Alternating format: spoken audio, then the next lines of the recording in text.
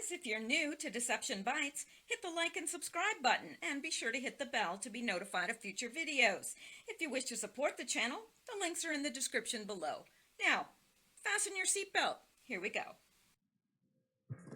Okay, guys, I am back and it is Monday, and boy, is it ever Monday. It is May 6th and it is 11:20 p.m. Eastern Time.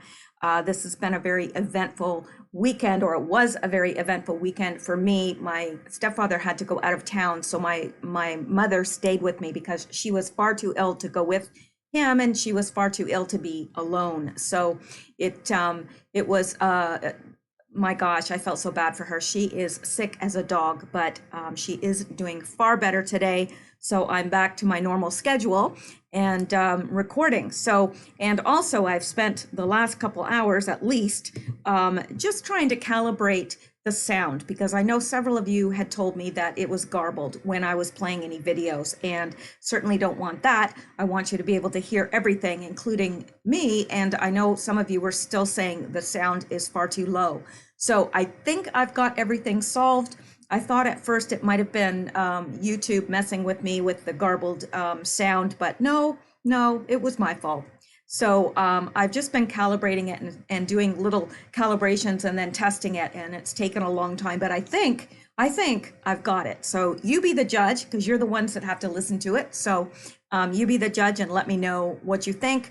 If it's better, if it's worse, if everything is clear to you, if the sound seems kind of equal between videos and my voice. I'm trying to get it all sorted out.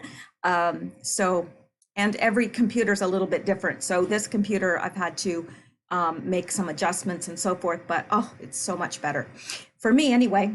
All right, so there are no Q posts for today, but we are going to get into some Q related news. I've got some really interesting things as always, and hopefully Q will be back to posting soon, because this is a very eventful week. I do believe that is what I believe anyway. I guess time will tell. But let's, I've got some interesting things, and I hope that you will find them as interesting as I do. Probably. I think that generally I'm able to find things that most of you find interesting.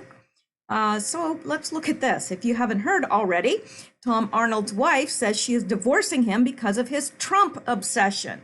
And he is truly obsessed with Trump. And now, if I was, Tom Arnold's wife, well, first of all, I would probably have to slit my wrist, but, because that's just one man that, I'm sorry, no, I don't care how rich he is, no. So I don't know why she was with him in the first place, but apparently his Trump obsession has gotten to her. Wasn't all the other things, but his Trump obsession, which I find that a little bit odd, but, because there's lots of things there besides his Trump obsession, but that's the thing that put her over the edge. There were two addictions that ruined the marriage of comedian and actor Tom Arnold. Just two? His wife said in their divorce documents, the first was Arnold's noted addiction to drugs, and the other was his addiction to going after President Donald Trump, the blast reported. Well, I'm not going to go through all that, the rest of that, because really, I don't care. I just found it, I guess, slightly amusing that one of the reasons for the divorce was his obsession with Trump. And he is obsessed with Trump. Kind of like Jim Carrey. What's the deal with that? Seriously. I always thought he was very, very talented, and he is very talented. And he's actually a talented artist. He should be using his talent for good. Use the power for good, Jim Carrey, please. But anyway, yeah, there's a number of people that are absolutely obsessed with Trump. Tom Arnold being one of them. There's lots. I mean, I think we could probably name, probably 50, 100, maybe more. So anyway, let's go back, see what else we can get into tonight. This, I think, you will find interesting as well.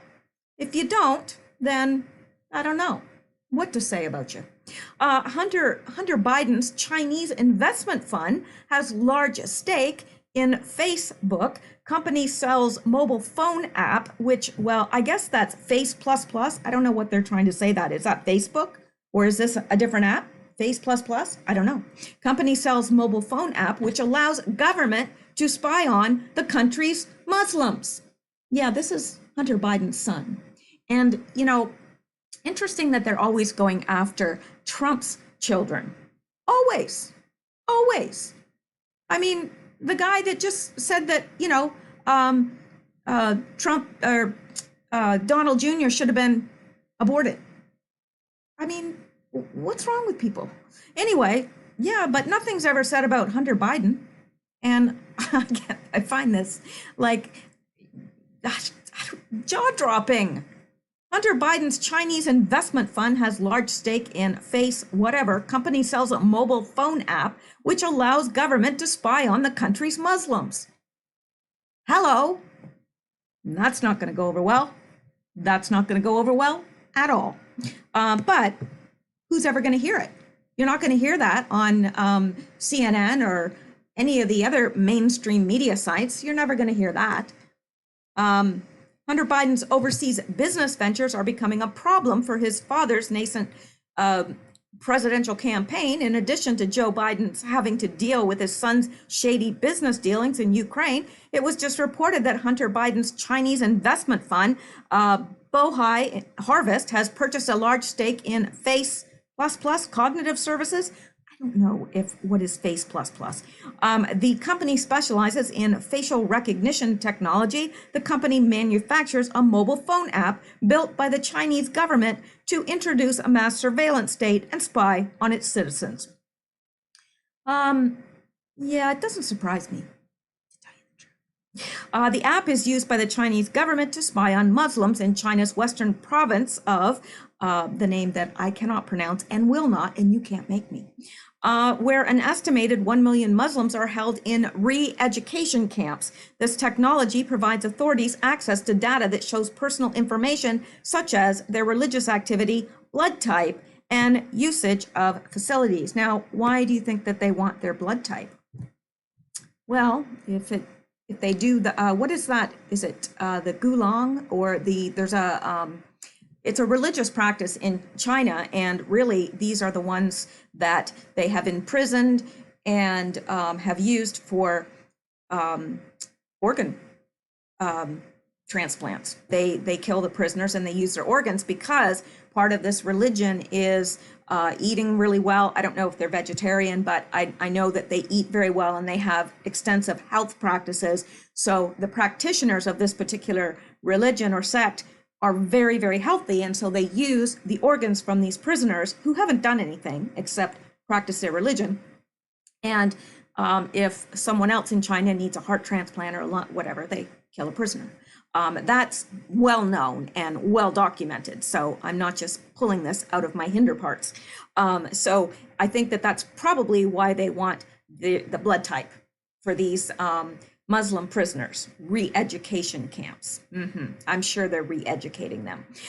Anyway, so I bet you there's that involved, because why would they need to know their blood type?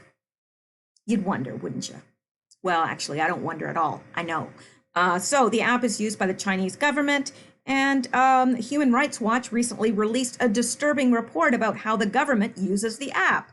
The group wrote, since late 2016, the Chinese government has subjected the 13 million ethnic, now I'm not sure how to pronounce that either, and other Turkish Muslims in Xinjiang, maybe that's how you pronounce it. I don't know, I'm guessing, to mass arbitrary detention, forced political indoctrination, restrictions on movement, and religious oppression. Credible estimates indicate that under this heightened repression, up to 1 million people are being held in political education camps.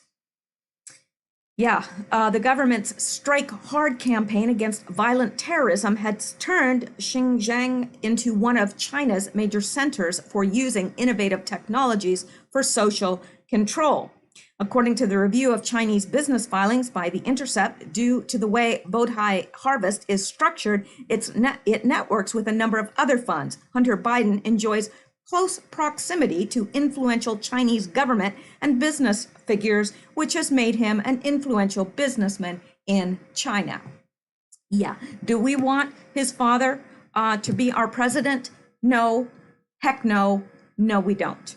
It was reported several days ago by Dick Morris in the Western Journal that Hunter Biden accompanied his father on a December 2013 official visit to China. Shortly after their return, the Bank of China invested 1.5 billion, yes, just 1.5 billion, in Hunter's hedge fund, Rosemont Seneca Partners. There is no question that Hunter Biden has benefited financially from his father's vice presidency. Perhaps that might explain Biden's reluctance to criticize China.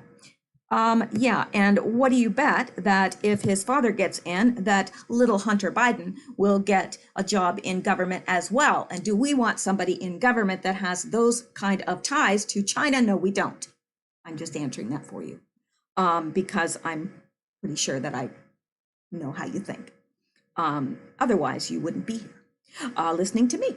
So, at a rally this week, Joe Biden downplayed the threat China poses to the U.S., either economically or militarily. He said, China is going to eat our lunch? Come on, man. The fact that they have this great division between the China Sea and the mountains in the east, I mean, in the west, they can't figure out how they're going to deal with the corruption that exists within the system. They're not bad folks, but guess what? They're not competition for us. Okay, what is he smoking? Seriously, this is the same guy that said that Margaret Thatcher wants him to become president. How long has Margaret Thatcher been dead? Somebody needs to tell Joe Biden, she's gone. She's gone, Joe. Just, let it go. Let it go. She's gone. Anyway, Trump called Biden's comments naive. For somebody to be not so naive and say China's not a problem, if Biden actually said that, that's a very dumb statement. Well, that's putting it mildly. Well, then again, Biden is not the sharpest tool in the shed. No, he's not. He's not the brightest light on the marquee either. Yeah. So let's go on because there's plenty more where that came from. Unbelievable. Now, let's now do another presidential candidate, Beto. The Daily Beast brutalizes Beto O'Rourke. Consensus among women, Beto reminds them of the worst boyfriend they ever had. No, actually, he's worse than the worst boyfriend I've ever had. Really, I don't even think my worst boyfriend could come close to him. He made his wife eat a baby turd. Who does that?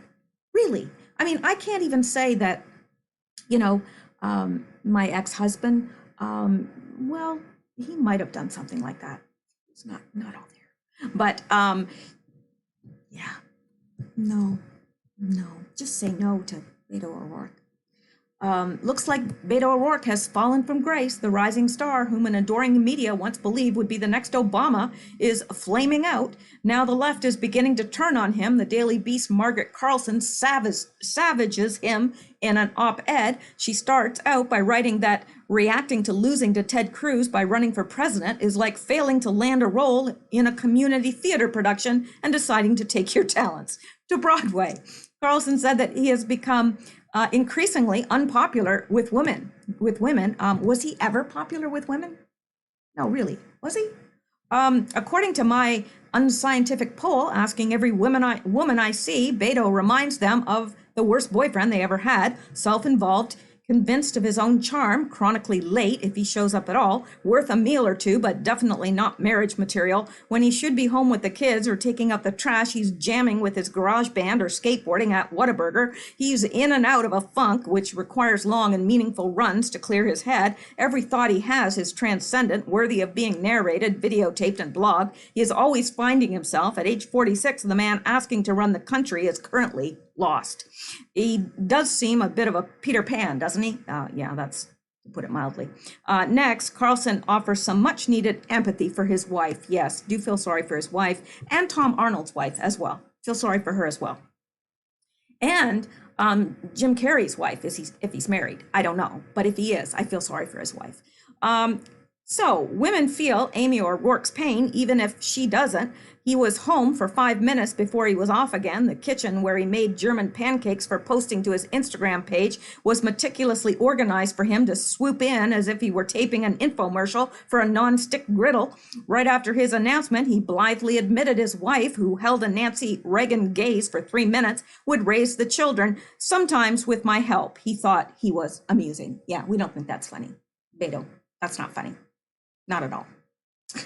Because women are like really over with having to, work, raise kids, do the laundry, make your meals, and wait on you when you come home from work and sit in front of the TV all night. See, because I just know you're that type. So, you're not a prize, Beto, for anybody. It's not amusing. His wife has probably raised those children alone. Finally, Carlson attacks him on substance, but he's way short on how he would govern, issuing his first big policy proposal this week on climate change. It's a clip and paste job, something borrowed, something less than purely green, with a hole big enough for his home state oil barons to build a mile-wide offshore drill on, weighing in at 5 trillion. Oh, just 5 trillion. That's all.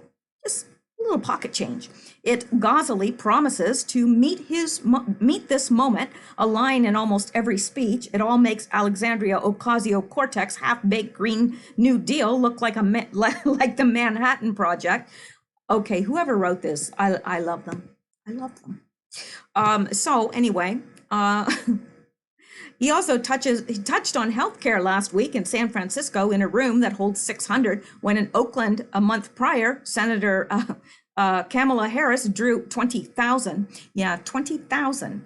And he drew 600.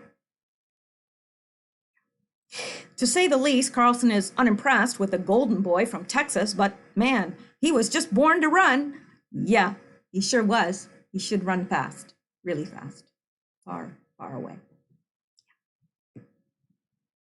I was going to take up cross country running one time, but since I'm now living in Canada, that's a big country. So I think I'm going to shelve that cross country running dream until I'm living in a smaller country.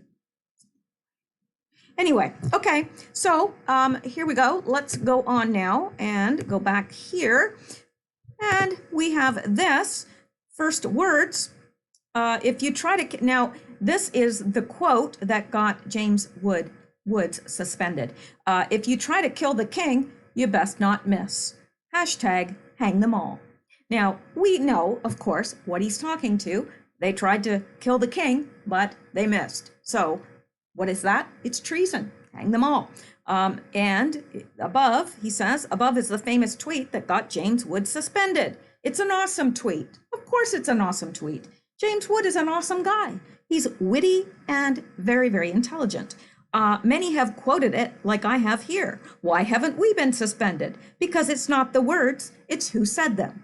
Absolutely. And we know that to be true. Absolutely. And it's getting worse and worse and worse. And they do tend to, if you're just a little guy out there, they tend to leave you alone. But if you're a big fish, then they are going to target you in a big, big way, because they don't want people influencing. They don't want conservative voices influencing people. That's why the conservative voices, and the bigger you are, the more you're targeted. Now, they even target small fish like me, because I'm demonetized on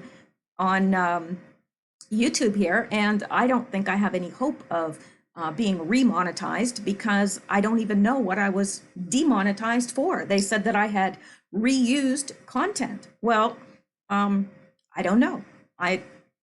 I can't find any of my videos where I have just reused somebody's content. I don't do that. So I do use little clips here and there from the news, but I don't know. But anyway, they're doing it to just about everyone. I think most of the big names now have been demonetized on YouTube, because they're wanting to discourage people. And the other thing they do is they don't recommend your videos to people and so forth, because they don't want you influencing, I guess.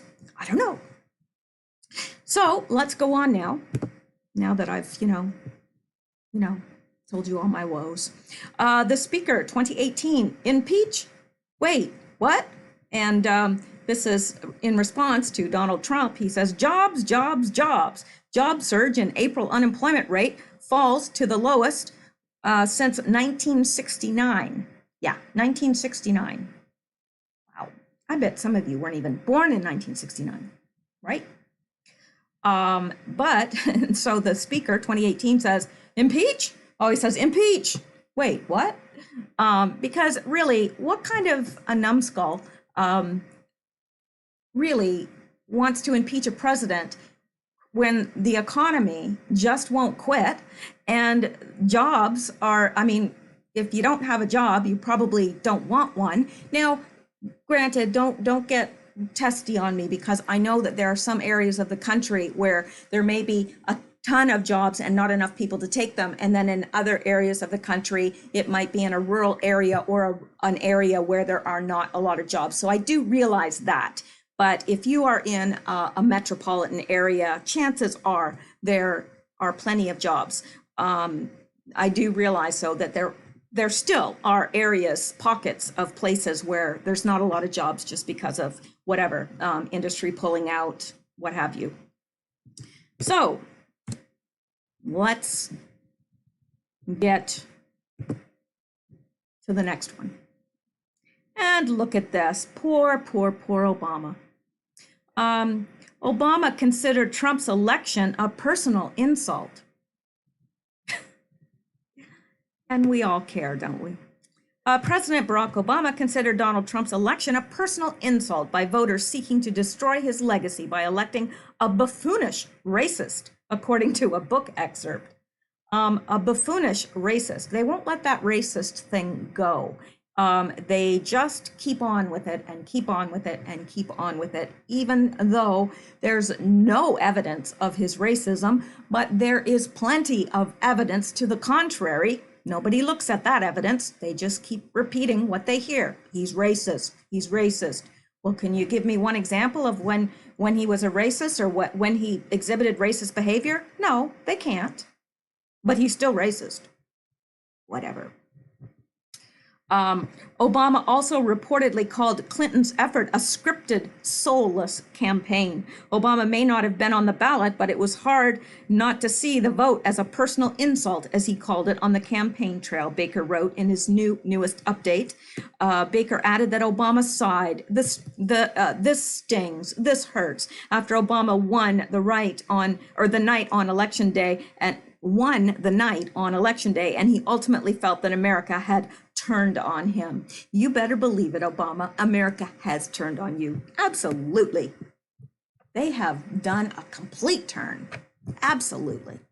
Okay, let's get into something else now. Oh, yes, yes, yes. We have to get to this. Really, you have to see this. Still too much. Clinton's speaking tour prices slashed, available for less than $14. Yeah, I was reading somewhere else, and I may have clipped it out and put it below, I'm not sure, but where somebody had said that they were in a casino or whatever, and the Clintons were speaking either there or nearby, and they were just giving these tickets out. They were asking people, who did you vote for? And if they said Clinton, or, then they would hand out these tickets for free. And that they're on this tour to raise money. Why else would they be on this tour? And they can't pack in people anymore. Nobody wants to hear them. Really, nobody cares. And it wouldn't matter if the ticket's free, they're still not going to pack the place out. They're not. And the fact that they're even charging is, to me, suspect, because, Trump doesn't charge for any of his rallies and things. And I mean, if they were so concerned about the country, and I mean, they've got all this money, they're, pulling in left, right, and center. So they've got plenty of money. They don't need the money unless, and that is a big unless, because this is what I actually believe has happened. I believe their money has been frozen. That's what I believe, because they seem to be doing a lot of fundraising lately. a lot. I seem to be running across that more and more and more. And I just don't think, given their health and their age and so forth, that they would be breaking their backs touring like this if they didn't need the money. I just don't. That's me. But demands for tickets to Bill and Hillary Clinton's speaking tour has been so sluggish that organizers have had to slash prices to get bums on seats. It's almost as if they're a spent political force that no one wants to listen to. That's exactly it. They are. You know, there's no way Hillary would ever win. And nobody really cares what she has to say anymore. Really. You may not have heard, but the former president and the twice failed presidential candidate have been touring North America, speaking to audiences about their careers and where we go from here. The promotional material, I hope, away. I mean, if you're asking where we go from here, Bill and Hillary Clinton, away. That's where we hope you are. That's where we hope you go, just away. We don't want you to, you know, it's like, don't go away, Matt, just go away. So the promotional material for An Evening with the Clintons promises a one-of-a-kind conversation with two individuals who have helped shape our world. Oh, yes, they have, but not for the better. And had a front seat to some of the most important moments in modern history. Well, you can say that again. Yeah, so, and this, still salty about losing, Twitter user stunned by Hillary calling for China to hack Trump, which she did call for China to hack Trump. She is hasn't gotten over losing, and I don't think she ever will. She still keeps blaming it on every single other person except for her. And recently, she even said that the election was stolen from her. Was it now? Alrighty. However, it seems the public doesn't have much interest in hearing what the Clintons have to say. Mercifully, Sunday's event in Las Vegas is the final show before the tour finally wraps up. Tickets can be purchased for less than $14. Saturday evening show in Los Angeles saw prices drop as low as $6, while tickets for Friday's event in Seattle could be picked up for $20. It's a far cry from when Hillary used to reportedly command $275,000 to make speeches to Wall Street firms. Even these bargain basement prices are far too steep for many on social media. However, as people seem perplexed by the fact that anyone is willing to pay any amount of money to see the Clintons. You know, like this person, Brizit does it, says still too much. Yeah. Even free is still too much because I don't, you know, why would I let them waste my time? But it might be good for a laugh, really. I'd get thrown out though. I really would because, well, you know, how much to just have them go away? Oh, I'd pay for that. I'd pay $20 for that. I think everybody would chip in, really. No, seriously. Even, I mean, I'd pay $100. Even if I had to go without groceries, I would, you know, I would contribute. Seriously. Okay. Hillary Rodham Clinton, her essential wisdom. Bargain price, 98 cents. Yeah. Who wants to hear Hillary Rodham Clinton's wisdom? Raise your hand. I don't see any hands raised. I don't think so. And this person says, not even if they paid me the $10. And Diana Chris says, can we bring tomatoes if we buy a ticket? Oh, that'd be fun. Now, I might go for that. Yeah, if they handed out tomatoes, I really would go for that. I would. Those who did not go to any of the events may well have been left disappointed, as the couple have largely steered clear of mentioning U.S. President Donald Trump. Gee, I wonder why. Probably they're already in enough trouble, so they probably don't want to poke the bear anymore. And it could even be for legal reasons. However, Hillary did throw some red meat to the crowd at the Seattle engagement. I really believe that we are in a crisis, a constitutional crisis, she told the audience, the Seattle Times reports. We are in a crisis of confidence and a crisis over the rule of law and the institutions that have weathered a lot of problems over so many years. And it is something that, regardless of where you stand in the political spectrum, should give real heartburn to everyone, because this is a test for our country. Do you know what gives me heartburn, Hillary? You do. You give me heartburn. There are not enough Tums in the world to kill the heartburn that you give me. And that is true. All right, now let's go on because we can. All right, and well, I'm going to go on. NASA issues warning that meteors are a threat to Earth, and I think we'll skip that for now because it seems a little bit out of, but if it's something you want to read up about, I mean, if you want to scare yourself, you know, knock yourself out. I'm not in the mood to be scared. Outraged, yes. Educating liberals had this to say. Kids were recently filmed in a Philadelphia Islamic center saying they would chop off heads for Allah, and the mainstream media won't cover it. Well, of course they won't cover it. But you can imagine the outrage and nonstop coverage if a video surfaced of some Baptist kids singing about killing Muslims for Jesus. That's true. That is very true. Actually, it would be all over the news if anybody sang about killing another group of people. But it's okay. It's okay for them. They just, I mean, these little kids, I saw the video. These little kids. Now, it had to be interpreted because, it was in another language. But yeah, these little kids, and they're just so joyfully singing about chopping people's heads off. Like, it's just the most fun you could have on a Saturday. I don't know. All right, and this from the outlaw Josie Wales. This is what happens when you're not sleeping well as a result of being fully aware of the hell about to be unleashed and your access to adrenochrome has been stymied simultaneously. And I showed you this before and after in my last video, but here's another one. Yeah, that's quite the difference. She looked great here at the State of the Union address, but here, my gosh, she looks like she's aged 40 years. Seriously. Like here, she looks young and vibrant, and her skin looks great, her hair, everything. Here, seriously, I don't know how somebody can age that much, that quickly. Really. I don't know. I don't want to know. I mean, I'm aging too fast as it is, so I don't want to know. Anyway, and reminder from Newsweek why Trump was illegally probed for 2 years.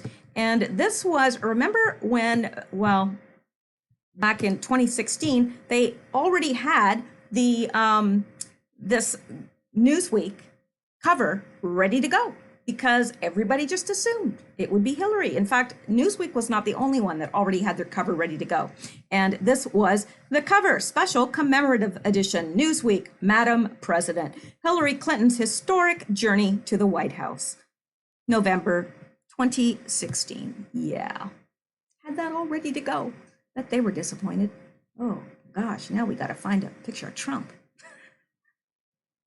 Can you imagine them scrambling? No, really, it's funny. Come on, you got to admit it's a little funny. All right, now, and this from Cat Turd, because I love me some Cat Turd. Tomorrow will be a great start to another MAGA week with serial lying rat Michael Cohen reporting to prison. TikTok rat, yes, he did report to prison today. And so that is some good news. And I'm not sure how long he'll be there, but probably not long enough. Anyway, that's where he is today, prison. And look at this. Now, I had mentioned about Margaret Thatcher and Joe Biden. Confusion. Biden says Margaret Thatcher called him with concerns about Trump. Okay. I'm sure he's telling the truth. Really. Joe Biden is so popular among world leaders, he's having a hard time keeping them all straight. Biden, who would be 78 on Inauguration Day, told a small group of donors in Columbia, South Carolina on Saturday that 14 heads of state have contacted him and voiced concerns about Trump. Yes, I'm sure every head of state is just, ringing up Biden's phone. I bet you his phone's ringing right off the hook, or his cell phone, whatever. Yeah, Bloomberg reports that list included Margaret Thatcher, he said before correcting what he called a Freudian slip. Oh, right.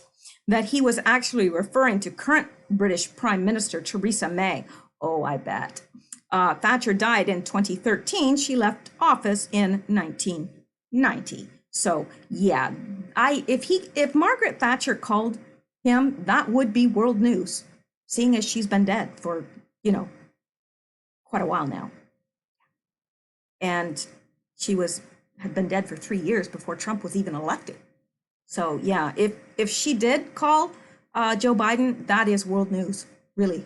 But anyway, Biden decried Trump, calling his foes names before the former vice president called him a clown and no good SOB, according to Bloomberg. Earlier in the day, Biden played to just a few hundred people at a rally in the same city earlier in the day. Yes, and here, I can just see there's tens of people. Just a few hundred people in Columbia, South Carolina, waiting to hear what 2020 presidential candidate Joe Biden has to say in his first visit to the Palmetto State since officially announcing his candidacy. Yeah, I bet. They look really thrilled, don't they? Mm-hmm. Yep. They look like they're really excited to be there. Uh-huh. Okay. Let's go back, see what other trouble we can get into. And let me see. That is the same one. Oh yes, I was. Now, I'm going to skip this one, but I have to get to this one because, you all need a laugh. I need a laugh today. I really do. So I wanted to show you this because I know you guys are probably those kind of people that want to jump on the latest trend or fad.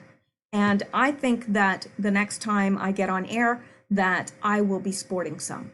I'm just saying, people are embracing nostril hair and getting thick extensions in bizarre new trend. So I think maybe the next time I'm on air, I'm going to have my nose hair extensions. Yeah, I don't know how much they cost, but how much could it be for nose hair extensions? I don't know. When it comes to nose hair, is it a case of more is more? I don't know, but let's take a look. Thought you might like this. Well, here we go. It's the beauty trend nobody asked for, but it's here nonetheless. While men and women have been fighting against unruly nostril hair for generations. I don't think I've ever plucked a nostril hair. I hope I don't have them. Maybe I should look.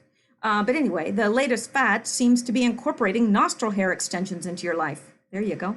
Yes, you can now kiss goodbye to the eye-watering pain of plucking and the fiddliness of trimming your nose hair. The brave new look was first championed by Instagrammer. Well, that doesn't surprise me. Well, there you go. There are nostril extensions. Yes, there you go. So beautiful, isn't it? Absolutely beautiful. I know. Stop lusting after her. Come on, you guys. Probably you're married. Remember, you're married. Stop lusting. All right. She used false eyelashes to achieve the avant-garde aesthetic, but we imagine if you're blessed in the nose hair department, you won't need to resort to falsies. It did not take long for others to seize upon the look, and voila, the tag nose hair extensions was born. A quick glance at this tag will show you just how popular it's become. As an aside, we're not sure how advisable it is to use eyelash glue up your nose, so that's something to be aware of. Yeah, that's not going to happen for me, but here we are. Here's another, nose hair extensions. They look absolutely beautiful, don't they? Yeah. I wonder how long it'll be until ear hair extensions come out. Yeah, maybe I should start that. Maybe I could start a little business doing ear and nose extensions, hair extensions. Braid them. Yeah, might be kind of nice. I don't know.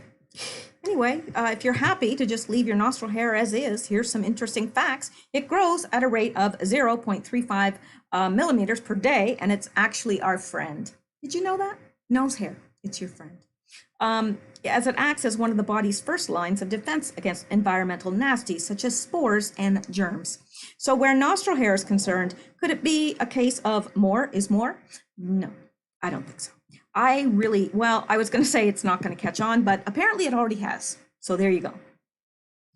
Yeah, I'm hoping that men don't embrace it anytime soon. What happens when you have a cold? Really? Seriously.